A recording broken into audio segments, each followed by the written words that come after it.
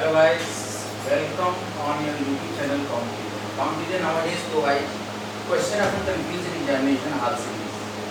The motto of the question of confusion examination hall series footer that when the aspirants track the questions at the time of the examination that have the minor confusion in their mind. For this confusion, the solution given by Comteria. Comteria provides the 25% of the gist and the crux of the NCERT of the concerned folder, Indian Polity and Constitution. Nowadays, we have studied the chapter provisions related to language, भाषा संबंधी उपबंध, in which we have subheading पत्रादि की राजभाषा, पत्र आदि की राजभाषा, राजभाषा के बारे में पढ़ रहे हैं। तो पत्र आदि की राजभाषा, जब पत्राचार करते हैं, कम्युनिकेट करते हैं एक राज्य से दूसरे राज्य, या तो यूनियन की भाषा या तो राज्य यूनियन की देशी भाषा। पत्रादि की राजभाषा आर्टिकल, हम लोग आर्टिकल 345 तक पढ़ लिए थे, अब आर्टिकल हम पढ़ रहे हैं 346। पत्रादि की राजभाषा, we have discussed earlier the commissions and committee related to official languages. Now पत्रादि की राजभाषा, official language in concern of the communication. 1956 में सब राजभाषा आयोग के अंतर्गत, राजभाषा के अंतर्गत चल रहा है। 1956 में राष्ट्रपति द्वारा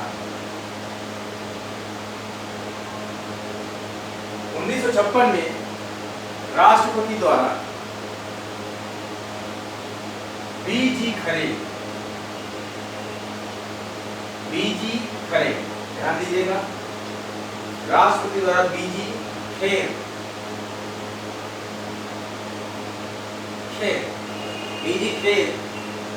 की अध्यक्षता में, सुपरविजन में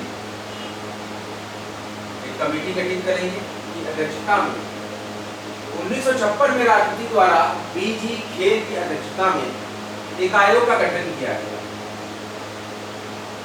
अगर आपने अभी तक कॉम्टेरिया बॉडी चैनल को सब्सक्राइब नहीं किया हो तो कृपया सब्सक्राइब कर दें।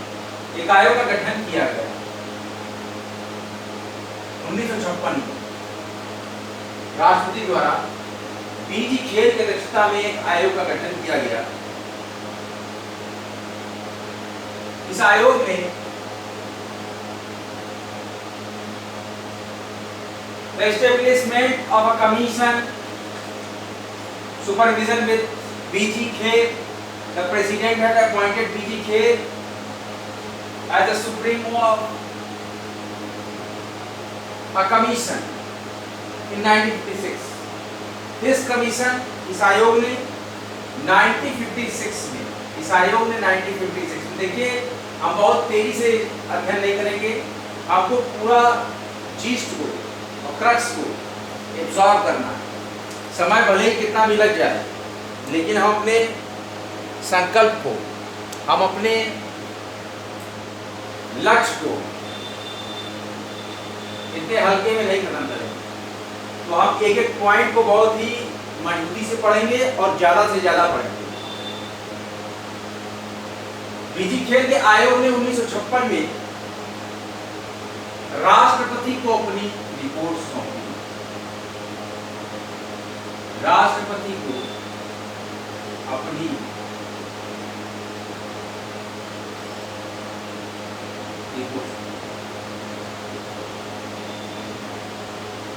Study source important points. हमारा टॉपिक है पत्रादि की राजभाषा, ऑफिशियल लैंग्वेज रिलेटेड टू या ऑफिशियल लैंग्वेज ऑफ कम्युनिकेशन। हम पढ़ रहे हैं भाषा संबंधी उपबंध, provisions related to language under the subject Indian polity and constitution. I have used the abbreviation Indian Polity and Constitution in my lectures, titled that I Polity and Constitution. 1956 में राष्ट्रपति द्वारा बीजी खेर की अध्यक्षता में एक आयोग का गठन किया गया। इस आयोग ने 1956 में राष्ट्रपति को अपनी रिपोर्ट सौंपी। 1956 में राष्ट्रपति को अपनी रिपोर्ट सौंपी। नेक्स्ट पॉइंट 1955 में 1955 के बीजी खेल 1955 के बीजी खेल की अध्यक्षता सुप्रीमेसी में अध्यक्षता वाली समिति की समीक्षा अध्यक्षता वाली समिति कमेटी की समीक्षा 1957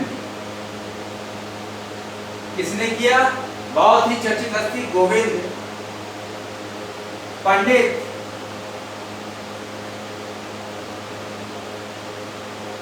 गोविंद वल्लभ पंत, बहुत ही नामी हस्ती थे। शायद ही कोई अछूता रहा हो, इस नाम को न जानता रहा हो। 100% लोग जानते हैं। गोविंद वल्लभ पंत की अध्यक्षता में बनी, देखिए मैटर क्या है, 1955 के बीजी खेल की अध्यक्षता वाली समिति की समीक्षा 1957 में पंडित गोविंद वल्लभ पंत की अध्यक्षता में बनी संसदीय समिति ने, हमने बताया था ना एक संसदीय समिति बनाई थी।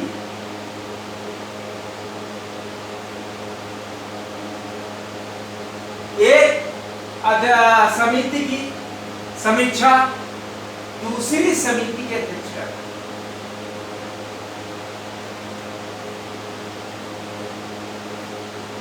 1956 में राष्ट्रपति द्वारा बीजी खेल की अध्यक्षता में एक आयोग का गठन किया गया। इस आयोग ने 1956 में राष्ट्रपति को भी रिपोर्ट सौंपी।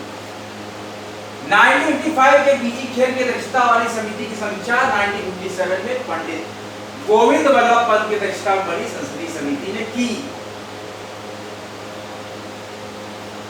1960 में, हालांकि 1960 में दूसरे आयोग, अब देखिए एक और आयोग, इन 1960 अनदर कमीशन अंडर ब्रैकेट जिसकी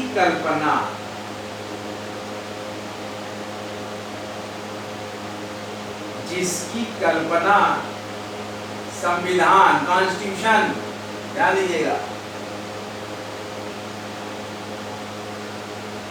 में की गई।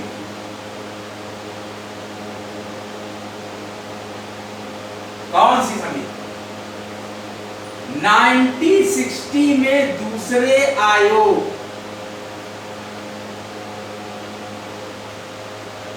1960 में दूसरे आयोग, 1960 में दूसरे आयोग जिसकी कल्पना संविधान में की गई, ध्यान दीजिएगा, का गठन नहीं किया गया। लेकिन दूसरे आयोग का गठन नहीं किया गया। ये अंडर ब्रैकेट चीजें थी कि जिसकी कल्पना संविधान में की गई थी, वाज वेयर थी, लेकिन नहीं किया गया। 1960 में दूसरे आयोग जिसकी कल्पना, अंडर ब्रैकेट हमने लिखा है, संविधान में की गई थी, का गठन नहीं किया गया। 1960 के आयोग का गठन नहीं किया गया। दूसरा फलस्वरूप, रिजल्टेंट, परिणाम, उसको बोलते हैं फलस्वरूप। अब इसके फलस्वरूप क्या हुआ जब नहीं किया गया? संसद द्वारा 1960 में तो किया क्या गया? दूसरा आयोग ने गठित करके संसद द्वारा, पार्लियामेंट है 1960 एक्ट पारित किया गया। इसमें एक अधिनियम यानी एक्ट को पारित किया गया। और ध्यान से समझिएगा मेरी बात, एक्ट को पारित किया गया और संघ के सभी, संघ के बारे में हमने आपको बहुत ही ब्रीफली डिस्क्राइब किया था। हमारे भारतीय संविधान में केंद्र सरकार शब्द नहीं है। हमारे भारतीय संविधान में केंद्र सरकार शब्द नहीं है। हम संघ की वर्णन करते हैं। मूल संविधान में संघ क्या होगा? इस 1960 के दूसरे आयोग के फलस्वरूप संसद द्वारा 1960 में अधिनियम को पारित किया गया और संघ के सभी, यूनियन के सभी सरकारी कार्यों व संसद की सभी सरकारी कार्यों एवं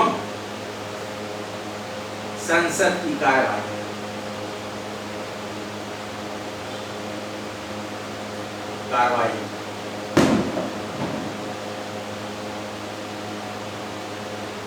में अंग्रेजी के प्रयोग में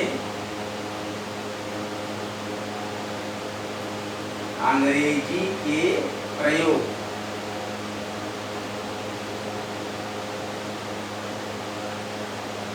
को जारी रखने,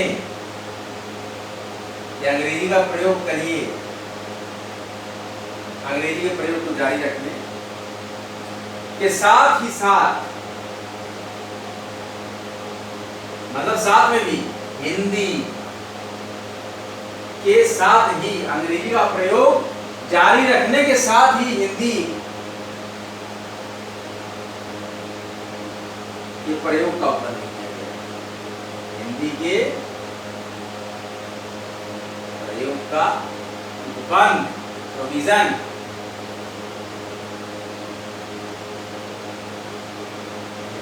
बहुत इंपॉर्टेंट टॉपिक। आप लोग नोटबुक निकालिए, मैं रिवीजन करा रहा हूँ। बहुत ही इंपॉर्टेंट टॉपिक है। बहुत जल्दी जल्दी, बहुत हड़बड़ी में हम नहीं पढ़ेंगे।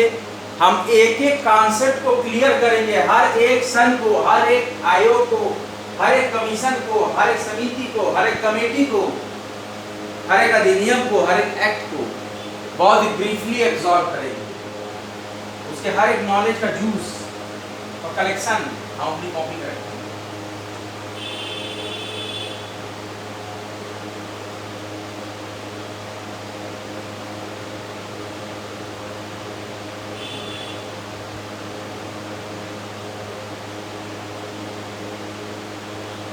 आज का महत्वपूर्ण लेक्चर पत्रादि की राजभाषा, article 346, official language related to communication, official language of communication. 1956 में राष्ट्रपति द्वारा बीजी खेल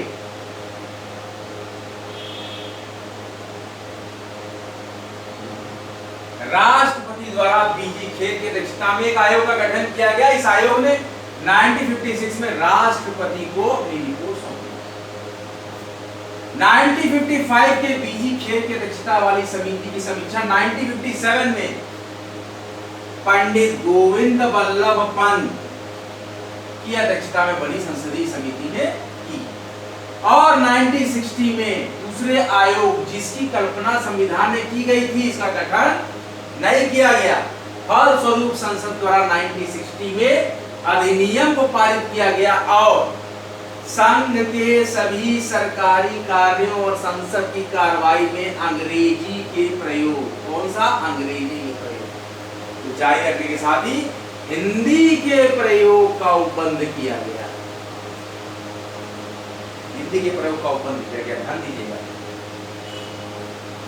अब हम इरेज करते हैं उस टॉपिक को, आगे बढ़ते हैं। जहां भी आपको कंफ्यूजन लगे कमेंट बॉक्स में कमेंट कीजिए। कंफ्यूजन को टोटली, हालांकि कोई अध्यापक कंफ्यूजन को पूरा रिजॉल्व नहीं कर सकता। त्रुटि होती है 0.01% की, वो तो हमेशा रहेगी। कोशिश करेंगे 99.99% सारे कंफ्यूजन को खत्म करें। संघ और किसी राज्य के मध्य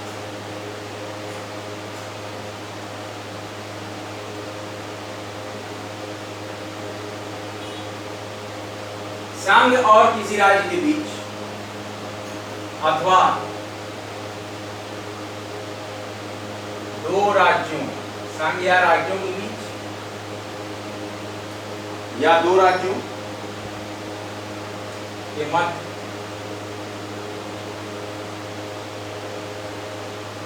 पत्रादि, कम्युनिकेशन, पत्र वगैरह लिखना, समव्यवहार कम्युनिकेट करना किस भाषा में किया जाएगा। देखिए पॉइंट आ गया, कल भी हमने पढ़ाया था किस भाषा में किया जाएगा।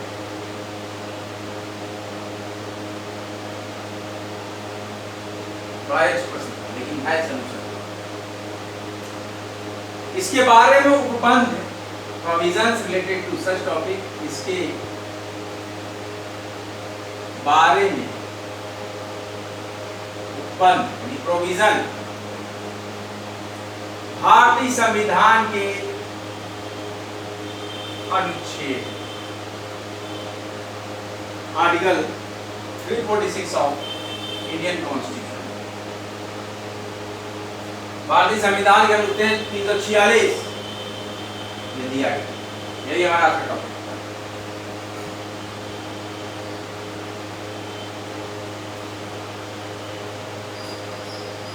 पत्रादि की राजभाषा आर्टिकल 346 संघ और किसी राज्य के मध्य अथवा दो राज्यों के मध्य पत्रादि से व्यवहार किस भाषा में किया जाएगा। In which language the communication set up establish that in such concern the provisions in Article 346 of Indian Constitution, even in Indian Constitution, Article 346 of Indian Constitution दिया गया संघ में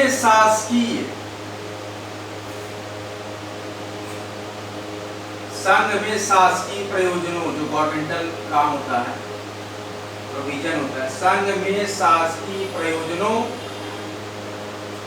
के लिए प्राधिकृत किया जाता है। लेकिन प्राधिकृत का मतलब पूरी पावर के साथ साइन किया गया है, आपको अपॉइंट किया गया है। तो संघ में शासकीय प्रयोजनों के लिए प्राधिकृत जो गवर्नमेंटल ऑफिशियल वर्क होंगे उसके लिए पूरा अथॉराइज होगा, अथॉरिटी भाषा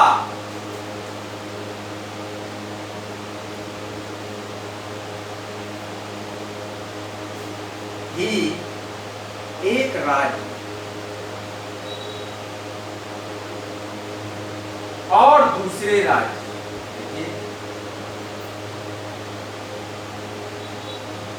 कम्युनिकेशन के लिए पत्रादि के लिए माध्यम क्या होगा, भाषा जो दोनों को आए, दोनों राज्यों को आए।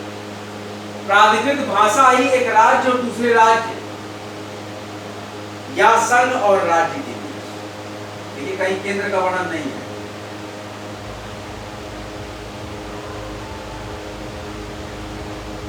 या संघ एवं राज्य के बीच पत्रादि की भाषा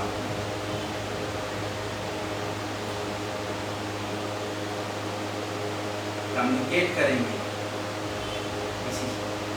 संघ में शासकीय प्रयोजनों के लिए प्राधिकृत भाषा ही एक राज्य दूसरे राज्य में या संघ एवं राज्य के बीच पत्रादि की भाषा। लेकिन बट लग गया, देखिए बड़ा ध्यान से, दो या अधिक राज्य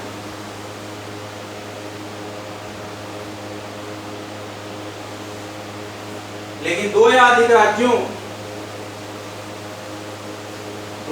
राज्य आपस में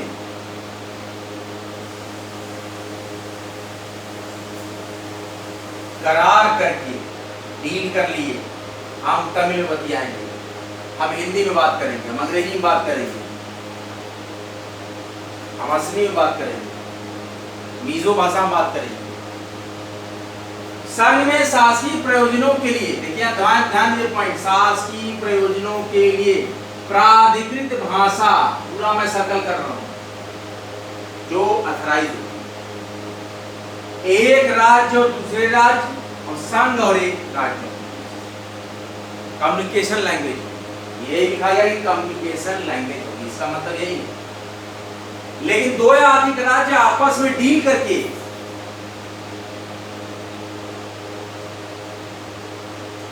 राजभाषा हिंदी, कौन सी भाषा है? हिंदी राजभाषा।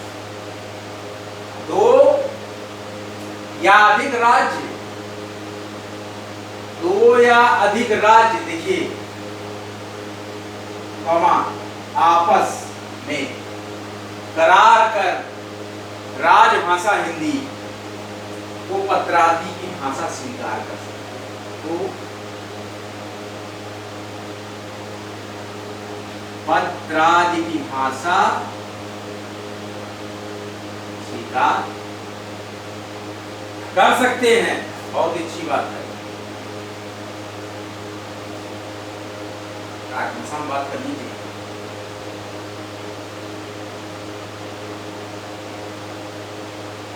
आपके समय में, वर्तमान का मतलब होता है अभी जो समय चल रहा है, वर्तमान में हिंदी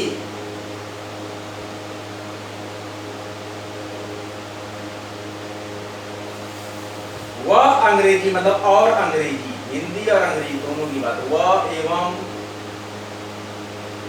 तथा ये सब एक ही है, दोनों का प्रयोग, हिंदी एवं अंग्रेजी दोनों का प्रयोग संघ के, यूनियन के, जब सेंट्रल बोलते हैं तो हमारा संविधान संघ होता है, संघ के शासकीय प्रयोजनों होते हैं। देखते हैं ना सारे फार्म हिंदी में भी आते हैं, इंग्लिश में भी आते हैं, वही बात कही जाएगी, शासकीय प्रयोजनों हेतु किया जाता है यूनियन में।